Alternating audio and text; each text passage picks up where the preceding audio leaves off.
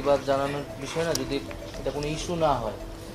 এখন আমি যখন হাসপাতালে ছিলাম তখন তো একটা খুবই ক্রুশিয়াল মোমেন্টে আমরা ছিলাম। উনি তখন আমাদেরকে হেল্প করেছিলেন। আমি যতটুকু জানি উনি গণ অধিকার পরিষদের নেত্রী ছিলেন, আমাদের বিশ্ববিদ্যালয়ে পড়াশোনা করেছেন। সেই জায়গা থেকে বিশ্ববিদ্যালয়ের বোন হিসেবে তিনি তখন আমাদেরকে অনেক হেল্প করেছিলেন। আর আমার পক্ষ থেকে তো আসলে আমাকে যখন তুলে নেওয়া হয়েছে বা কথা বলারও কেউ ছিল না। হ্যাঁ, আমার পরিবারের সদস্যদেরও আমরা মানে তারাও কথা বলতে এক ধরনের নিরাপত্তাহীনতা ছিল।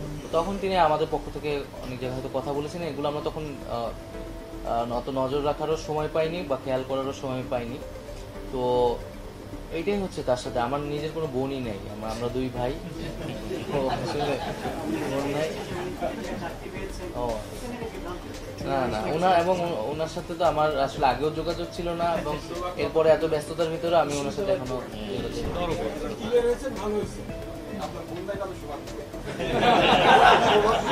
সৌভাগ্য না।